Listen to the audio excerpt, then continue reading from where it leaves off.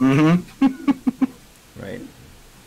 What you're listening to is the sounds of Darren's dryer and my wife frying things in a frying pan. Cambridge Analytica, can you detect what kind of dryer I purchased from the sound? Come on, Cambridge Analytica. You know you can. Great. All right.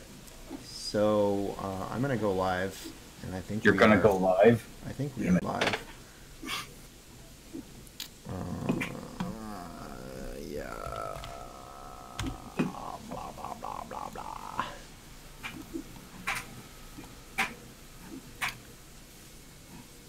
Just gonna throw it out there that Facebook is just so complicated to stream to. But hey, we are up and we are live. So are you ready? Even though Facebook is so busy fighting fascism, stealing our data, and selling it to Russian people as hard as they can. All right, it's 9:30, my friend. Are you ready to open us up? I don't want to turn this thing off. Oh, no, don't turn it off. We'll just wait. All right, I'm gonna leave it on. Okay. All right, let's do it. Just do it. Okay, you ready? Yeah. All right. Yep. Here we go. Let's do it. Greetings, Earth boobs! It is I, Skeletor of Eternia, here to tell you, Beast Man, that Very Dead Ideas has gone live! Now, pay attention because tonight we're going to be talking about what makes a very good supervillain. What? You don't think I'm a supervillain? I'll knock you to the marrow, Rocky! Wait a minute. I'm not... This has nothing to do with Rocky Balboa. All right. Oh. Yeah. It's awkward. That's awkward for Skeletor. No, it was great, man. I think I like it. The only problem is I missed the Transformer coming in to blow up at the end. To blow me up. Well, I think that's me and Elder Statesman Bruce Campbell here are agreeing with you. I think that is it's travesty, and I think you should probably blow me up at some point in the show. Maybe it will happen. Welcome to by concussion missile. Welcome to Very Dad Ideas. This is episode 29. 29. That's XIX for you Roman numeralians. I stopped with the Roman numerals long ago. He won't do them anymore, folks. I don't know what it is. I'm not going to do it anymore. He's afraid. He's afraid of XXIX. It just gets too complicated. Can't do the math. This is episode 29. What makes a great supervillain? Tonight is our focus tonight. It's right, and I mean, should we like? I love throwing out 50-cent words. Should we codify that? Should we like focus like what makes a supervillain for a comic book, a movie, a TV show? What makes a great supervillain? I think we need parameters. Darren. We don't need parameters. We're gonna leave that alone. But I do think we need some fireworks. So. Can we have it? Especially since my dryer just kicked off. This is the fireworks. Let's celebrate the dryer kicking off. For Darren's dryer finishing up. Thank you, guys. Thank you. That's really lovely of you. Welcome to my wife who has joined in as well. It's what is up, Lisa Miller? Okay, so Darren, to kick us off tonight, you said that you had a Tales from the Dad side, right? So I do have a Tales from the Dad side now. Well, great. Let's just go do it. A look at, there he is. Hi. I want to talk to you guys out there in Dadland, just to see if any of you have the same thing that I've got here. Have you noticed if you have a small kid? I'm talking like 9 to 14 months, somewhere where they fit into the stranger danger thing. Yeah. And you take them, and you go wherever you go. You go hang out with your friends. You go hang out with your family. You put them on a plane. You go and visit other, your family in like a different area, or your wife or partner's, family. And the kid shows up, and the kid maybe has a little bit of stranger danger, and like, whose fault is that? Is that the kid's fault, or is that the person who like gives up after the first shot when like the kid goes when and invariably the person you're with goes like, oh, he doesn't like me. Have you noticed that? Is anybody else that? Do you see what I'm saying? So you show up. Was this a specific with your kid? No, it's just like in general. I just think incidents. So you're saying that when your kid goes through that, and you like bring your kid around your friends or your coworkers or wherever you got to be where your kid is. Right. So you're saying it's actually on you to ride it out through the awkward place to try to make sure that you connect to the kid as opposed to but oh, he doesn't like me, whatever it is. Well, that's the part that I don't understand is like if I bring a 9-month-old around you and you try one time for the kid to like you, you throw up your hands and you say like, oh, he doesn't like me. Like, how fast do you give up? Like, what is that? Like, how can you not dig in a little bit and just be like, what would be hey, an appropriate amount of time to I feel like if you're meeting a kid, you've got to give it at least a couple of visits before you can just be like, and they have to be in a row because like a kid who's like really young, I don't know, I've just noticed but there was this a lot. people. So wait, I'm gonna counter this because there was a long period of time where I thought that your kid hated me because of fat face. You remember? And then you had a kid, and then I had a kid, and I realized exactly, yeah. And that instantly deleted because you just know that they don't do what you tell them to do. Right. Well, just to tell this incident, like I decided to go up to Darren's kid. How old was he? He must have been a few months old, whatever. He was old enough to like come up to you. So like that's right. That's probably because we left Venice. He was just 2. Well, regardless, I went up to him and I went. Gave him the fat face. That's his fat face. Gave him the fat face, and I would say for the next at least 3 or 4 times he was not a fan of me. So. But my thing is now that you have a kid, you know that like if you come at a kid with like, you don't like me, you know what you get? The kid I don't mimics like your you. face. Yeah, I don't fucking like you. That's my point. That's my point. It's like the people. I just like people out there who are friends of parents. Your parent, your friend who is a parent has changed, and they have just like they have become a fucking parent, and they don't have time to tell you this. But like if their kid goes at you, don't go at it. You don't get to do that. The kid gets to do that. You don't get to do that. Well, Darren, since I have you, the kid gets to not like you. You don't get to not like the kid. I'm gonna add this on just because I had. Damn you! Side swipe. Is that who you are? Yo. All right, so your tail from the dad vice or tail from the dad side, and dad vice is. I like tales from the dad vice. Tales from the dad vice is if a friend of yours kid doesn't like you, don't just be like. You don't get to go back at the kid on that. The kid's only been around for like a little while, and you, as the adult, need to try harder if you want to keep that friend.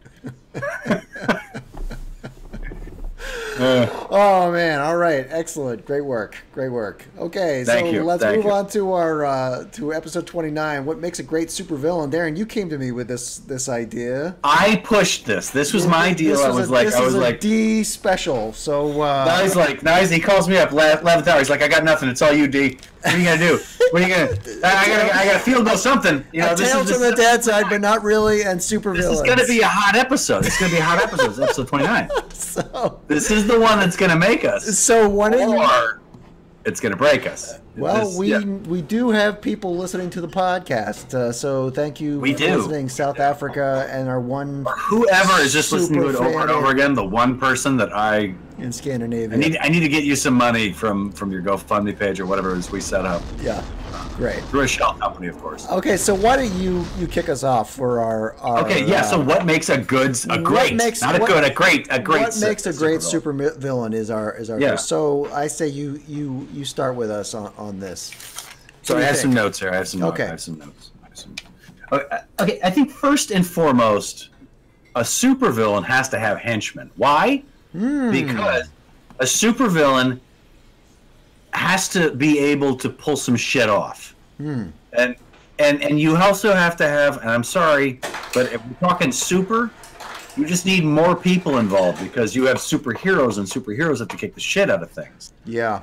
And so you have to have henchmen. Absolutely have to have henchmen. So you think that to be a great supervillain, you need to have henchmen? Or you could be like... People need to listen to you. You need to be set up in some kind of way that you have people below you who do your bidding. Yeah, I think that's my number. That's one of them. Not my number. I think it's a sort of like a thing where if you're a supervillain, you need to be. I mean, to be a great supervillain, you really do need to have like leadership. Like you're leading people, right? There has to be a reason that people are following you. And I guess so. I mean, also, generally, you're fighting, oh, these guys are the best henchmen right here, these two. Oh, those guys. But I Those mean, guys are awesome. Yeah, that's interesting. I didn't really go to that, but it really is true. Like generally, they're fighting somebody who is super powerful, and so you're going to need as much muscle as you need. And you need to be in a lot of different places at once, don't you? You know, like to put together all of the things that's going to for you to poison the well, you know, whatever it is that you're doing. Yeah. You're going to need some people, you know, like working in different.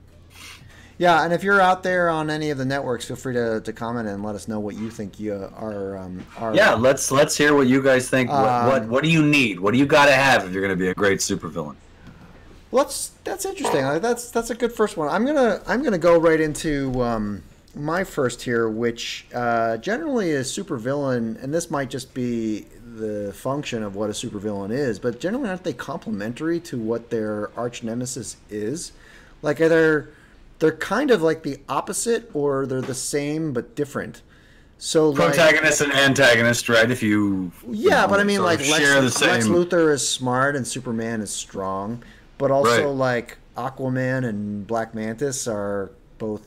I don't know. They breathe water. Like what? I don't know what. Well, it's just how they talk to fish, isn't it? Right? Like one of them says like shitty things to the fish.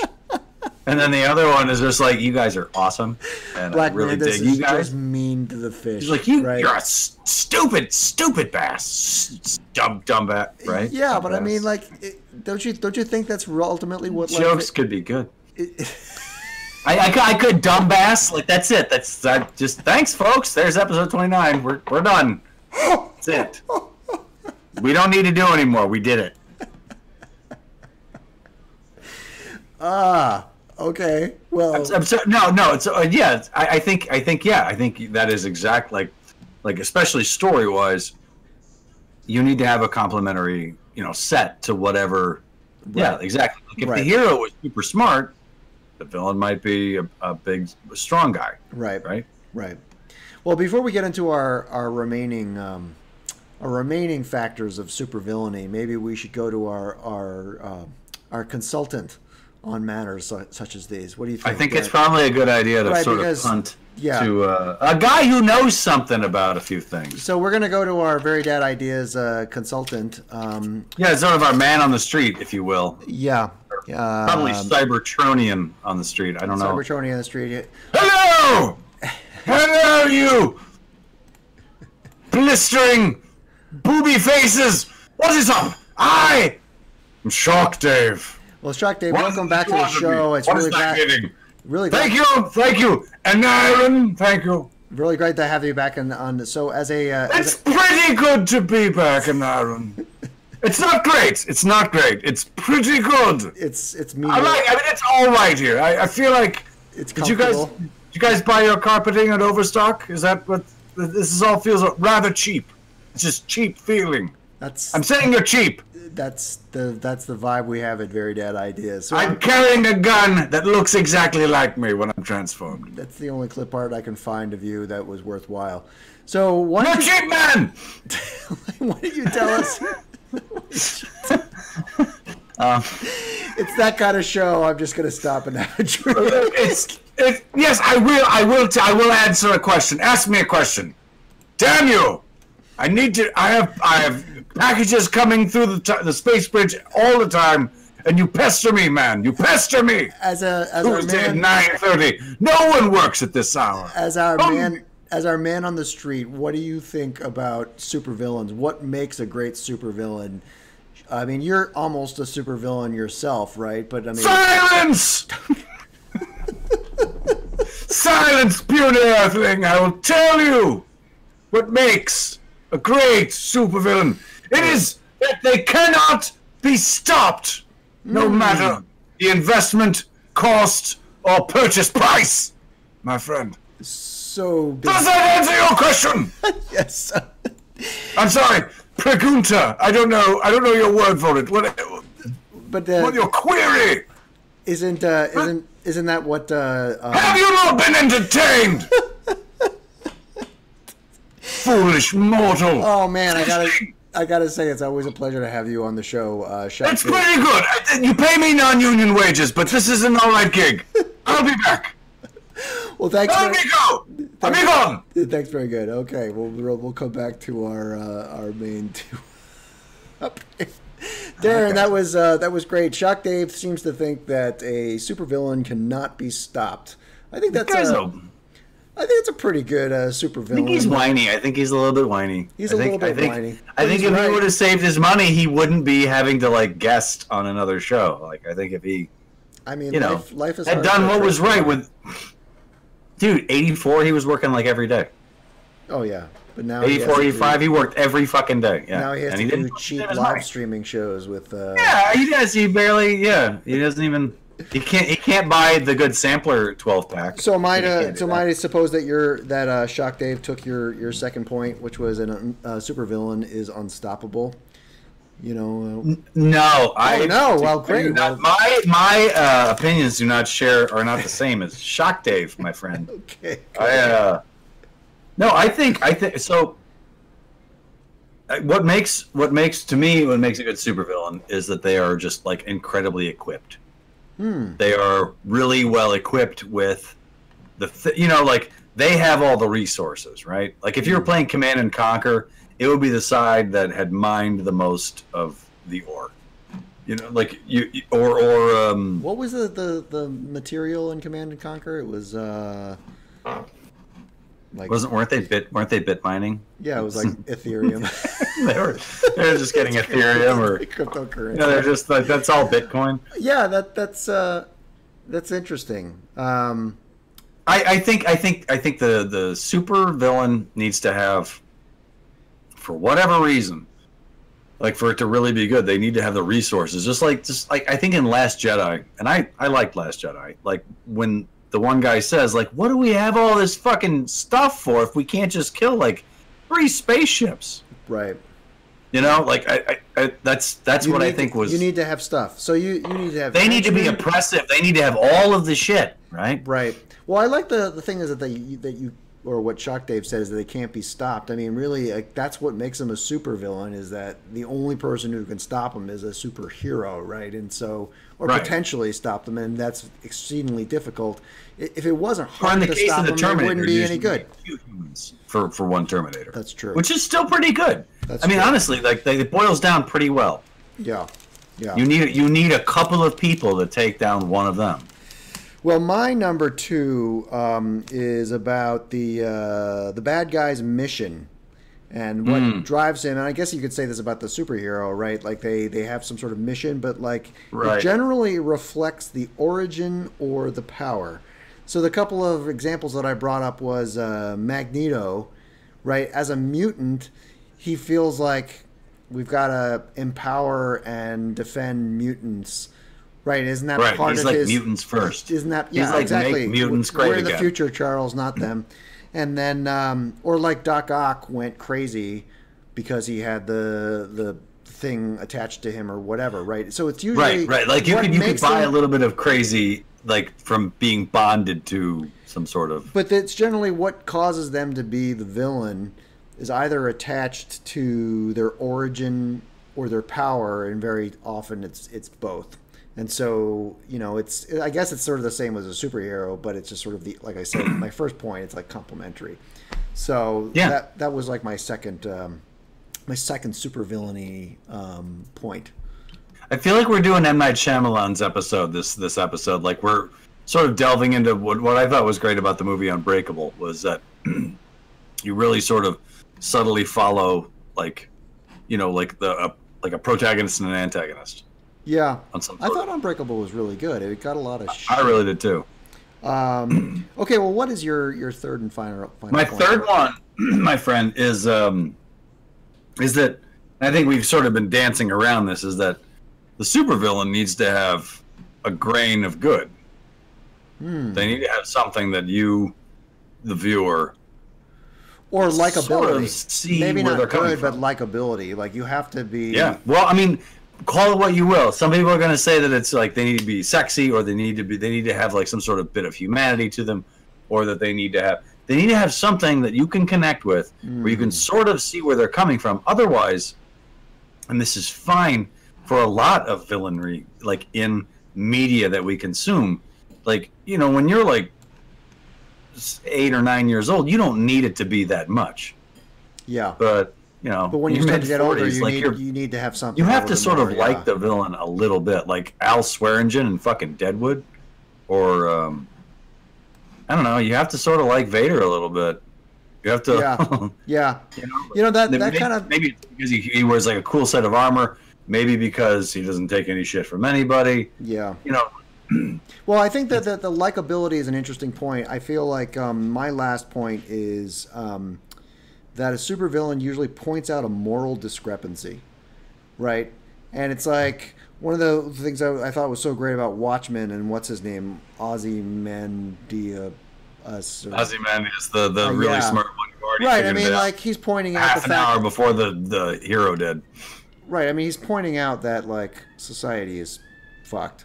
And I think we were talking about this today when you pitched to me the idea of supervillain. Like you said the Joker sucks, but I thought the Joker in the Batman movie was great because he gets 50% of all the gangsters' money and then he sets it on fire because he doesn't care. And the Joker in the Batman movie is fucking tits. That I mean, as is, I don't know, like the Joker in general is pretty great, but if you think about it, like the whole Joker Batman thing is fucked because like Batman, at least he has a limitless supply of money so that you can buy all the goofy shit that he can pull off. Right. A bad space station, you know, like he has enough money from like his, like, you know, like legit endeavors that he can, you know, have the OMAC project, you know, or like, but the Joker, like, how the fuck does he employ a bunch of people when he's just fucking nuts? He's just nuts, banging people on the head with a fucking crowbar or whatever the fuck. Like, who would work for him? You would go work, even if you were a thug or a henchman. He points out that Batman's kind of crazy. Like, what kind of guy dresses up in a bat suit? He is, but he is internally funded, and that's why I think like it's easier to get away with being. So you think it's a monetary thing that makes the Joker right? Not like if they could figure out some sort of backstory where like the Joker just knows where he killed a fucking leprechaun and he like has like a, I don't know, it could be. I would buy it. Like I'm excited about the fucking Shazam movie. Like I'm fine with magic being it. I'm fine with magic being the answer to why. You know, like he has like some fucking like chest that has like, you know, like Kiss in Psycho Circus, the movie that came out in the 70s, how they kept all their powers in like a little like a fucking cigar box. They all had like symbols of who they were. You have gone way beyond me, my friend. I'm pushing into the geekverse, man. I'm saying if like the Joker had like a box of that, he had like a box that just made money, then that's fine. I buy it. So Darren seems to think that the Joker, it's about economics, right? It's about economics. What's going on in your house? Those are drunk people outside my window right now. Oh. So that's our first segment. Dude, there is so much drama in the LBC. Ended with a you know, a shriek or whatever. What have you? But Darren, wait, did you do your third one? Did you? Yeah, I did. I point out a moral discrepancy. I talked about Watchmen and the Joker. Yeah. So that is our what makes a great supervillain. I don't know if we really got into what makes a great supervillain, but I had fun. I think we did. I feel like we totally nailed it. I mean, like this is episode 29, fuckers. So you know what you're getting. You know what you're getting. Well, Darren, let's call up your friend. And in fact, you notice that the Emperor has now joined our dark side. I know. How did that happen? The show grows constantly, and thanks to all of our new podcast listeners, all dozen of new you podcasters. What are you doing? South Africa, we appreciate you listening. Cambridge Analytica. Hey, you know we vote libtard. We voted libtard. You fucking hate us. Like we are just. Take us off the thing. You can't hit us with the garbage. And also, we're gonna throw to our good friend Jen Remington, who does the music for our little break here. Jennifer Cass Remington. 2 thumbs up from Tubby Vader. So we're gonna take a quick break. We're gonna come back with another analog, old school draw where we're gonna do our own supervillain. So why don't you listen to some Jen Cass Remington in the meantime, though? So stay with us. We'll be right back. Yeah. Damn you, Vader.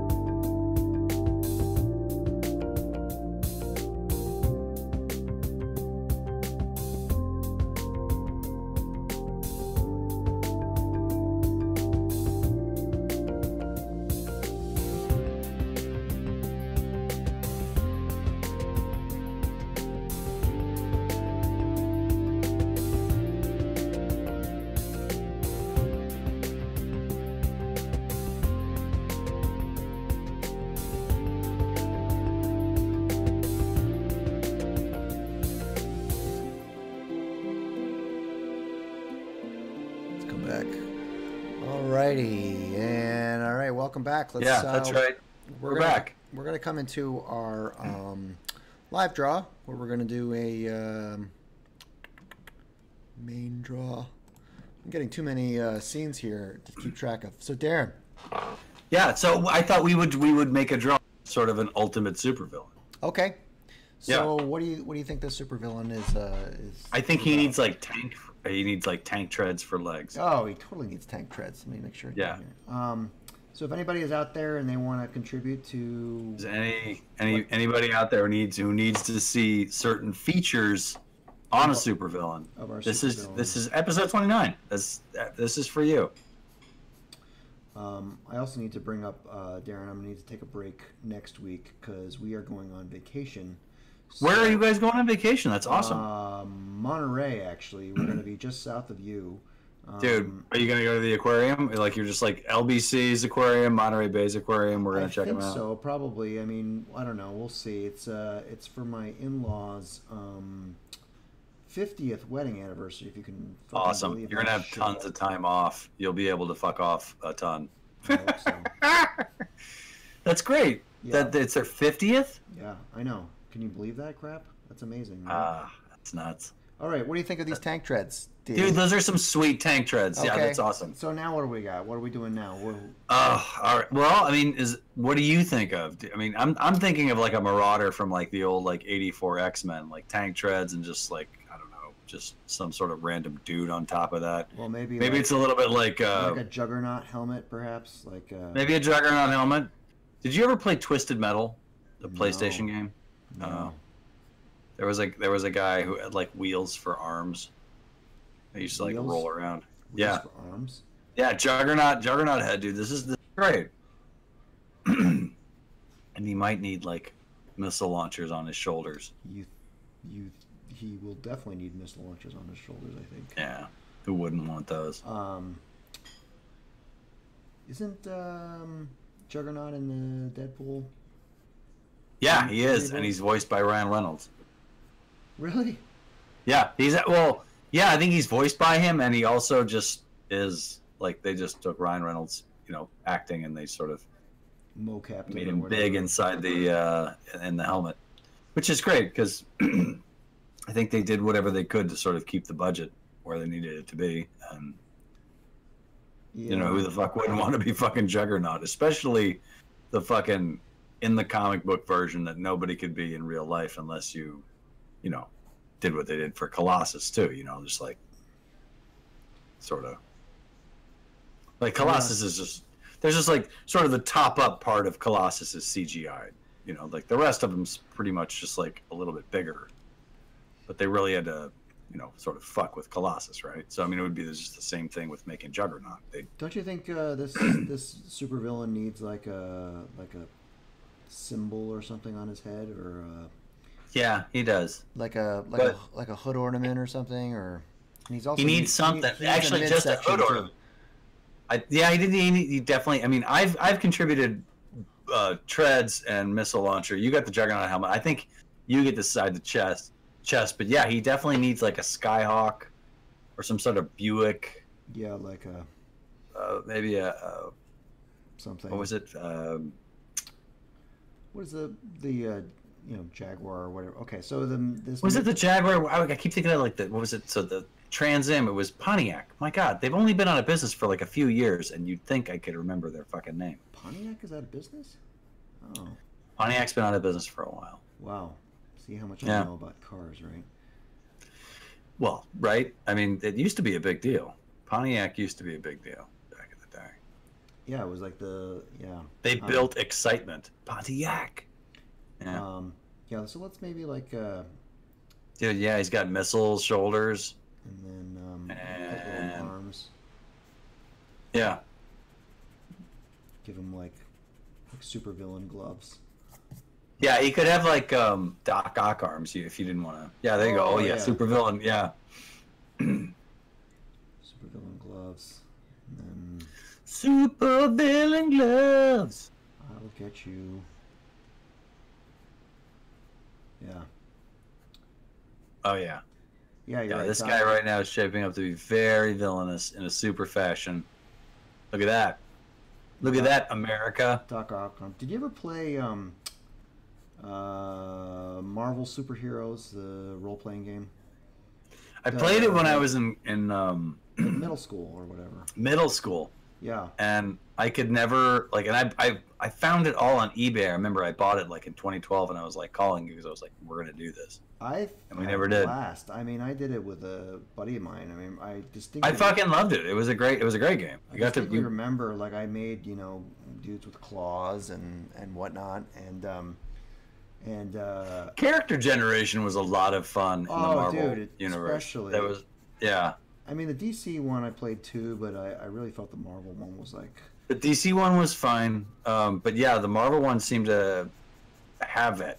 I think I'm looking at this stuff right now with my 6-year-old, and we're looking at because in this one book that I have that somebody gave me as like a Christmas coffee book thing. You know you get these fucking books, and one of them has like all of them sort of set to the like 7 is sort of the highest number, and 1 or 0 being sort of the 0 is the lowest, but and that's like the scale of power and durability and strength and like firepower and intelligence for all of the Marvel universe.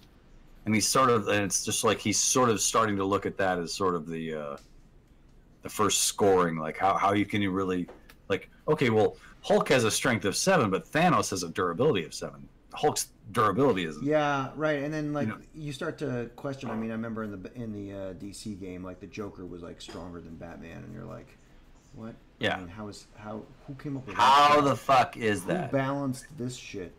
Well, and at the time though, in the DC world, the Joker was sort of more muscular. Like they retconned him at some point into this like spindly. But like, look at the Dark Knight Returns, dude. He's not like a skinny dude. He's a beefy dude. All right, so what is our villain here? What's his name? I mean, I think he's a pretty badass. I'd be scared of this guy if he was. Yeah, he should be. He's got a fucking the Jaguar or the dad. The bad dad. The bad dad. No, or just the rad bad dad. I don't know. I shouldn't name things. I know that. Rad. Bad. Dad. Yeah. Deal with that. Deal with that, episode 29. You can't. VI 2018. Yeah. There it is. Episode 29. There's the flavor. Yeah. Dude, I think that's a pretty good live draw. That is a rad bad dad right there. Rad bad dad. Okay, so that was our live draw. We're gonna take another quick break. We're gonna listen to some more. We'll go wait for a second. You're gonna listen to some good stuff. You can find her at heydog.com if you like this music, and we're shouting out lots of loves and hugs to her because she's great. And then we will be right back. Right. Heydog.net, dog with 2 G's. .com. .com. Just she can afford the .com. Just you and I. We're the fools who are on the .net. Yeah. All right, we'll be right back. So sad.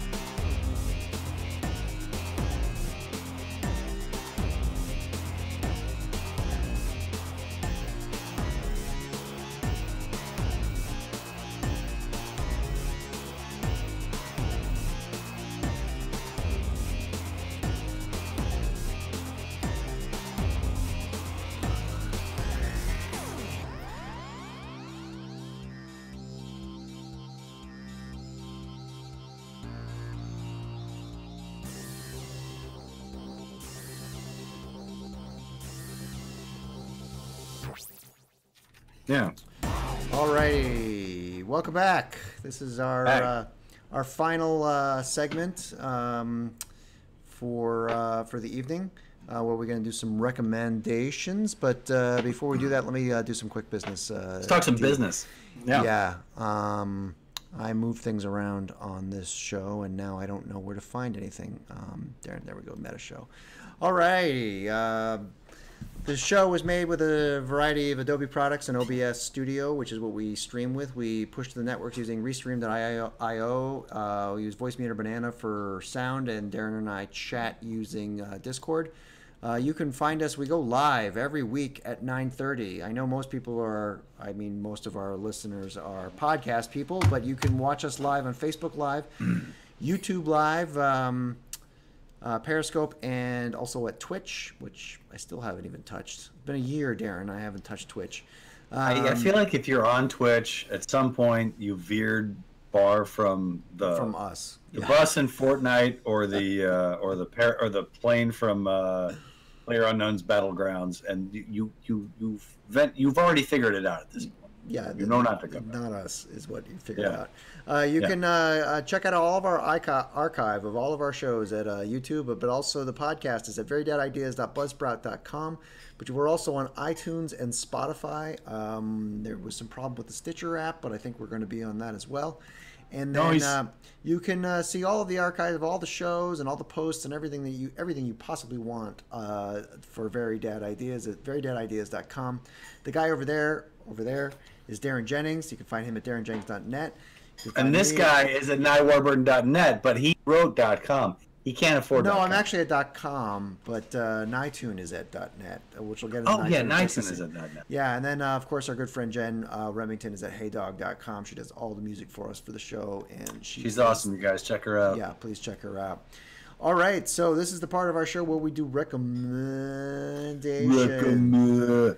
Actually, I got a couple tonight. So, but why don't you kick us off? Why don't you kick us off? Okay, all right. So my favorite thing, and I don't know if I've mentioned this before. Please stop me if I have. Is Zenny Optical. Zenny Optical.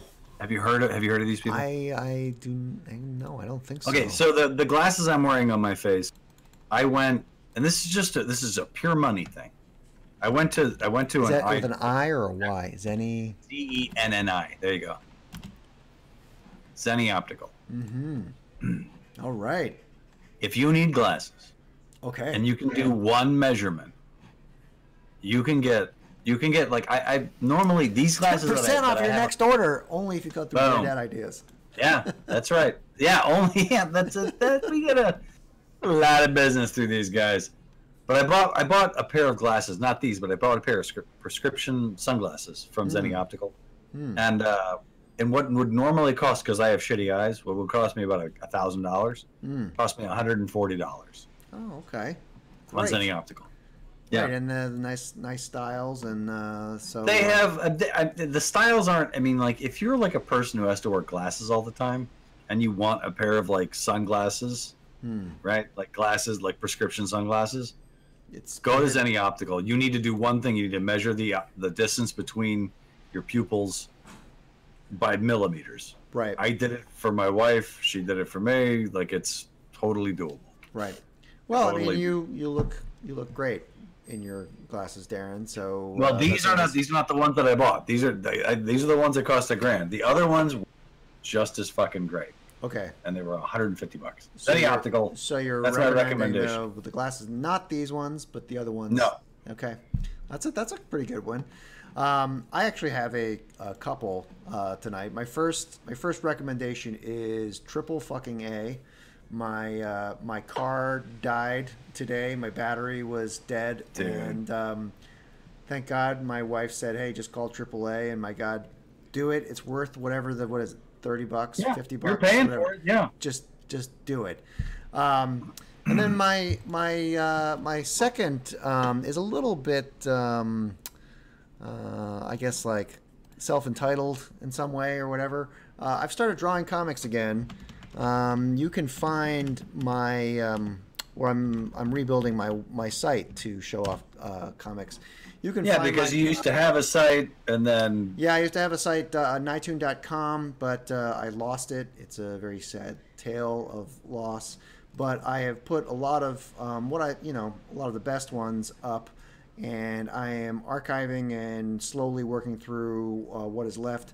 So if you want to go through and see some of my classic comics, they are there at nitune.net. And it looks really jazzy. It looks yeah. So this is now a static web application, which is fancy talk for saying that it loads way faster. Floyd and Norm, remember you did a great job doing the voice on this guy, man. I basically took the improvised script that you and Max did and like made comics. It didn't go anywhere, but all the comics are there. So if anybody is interested in all and watching.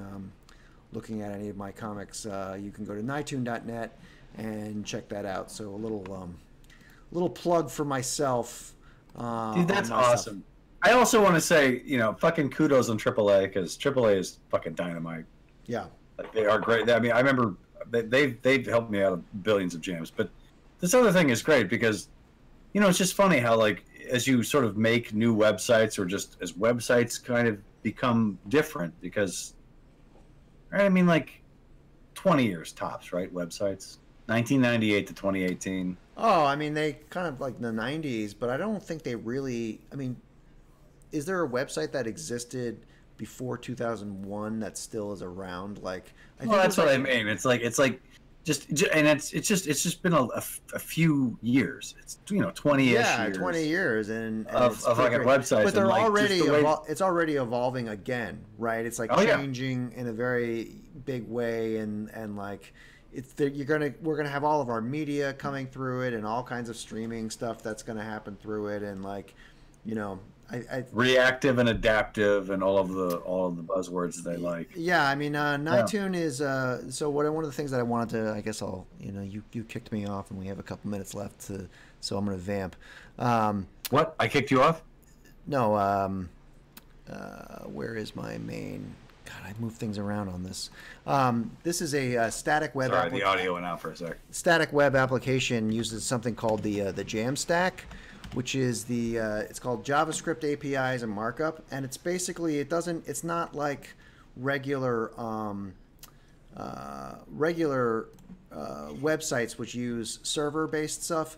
Basically, this is a much faster way of rendering content on the local side. So you're not waiting for websites were built before where they would download tons of information, and now this is all being done rendered like real time locally, and it's making things a lot faster. It's a much faster architecture, and I've been experimenting with it. So I think it's kind of tips. So it sounds like Silicon Valley to me. This totally sounds like the HBO like Silicon Valley. Whenever you ever watch that show? Yeah, of course. I watched the whole series. It totally sounds like the protagonist. The way you just like all of it sort of happens at the same time. Responsive and forward and clean and blah blah blah. So yeah, I love that it's clean. It's the same thing with eating, right? Like there's just all this stuff that's clean now. Yeah. Right. Well, that's our show. That's episode 29 of Supervillainy and stuff. We're going to be back in 2 weeks unless Darren and I find a way to fit in another show. I'm basically going to be gone for 10 days or so, or like a full week. That's going to be great. So we'll probably miss next week, but we'll be back the week after. So please subscribe to our podcast, and then also those podcast listeners, please come and join us live. You can also find all of our drawings on Instagram and the rest of the social media output stuff. So we will see you. Do not hesitate, even though like there's sort of a delay, like the stream and the anybody like typing into us sort of in the chat rooms. Yeah. Just show up and say hey. Just show up and say hey. We'd love to see you. Yeah. So, all right, we'll see you soon. Thanks for joining us. Cool. All right. Bye-bye.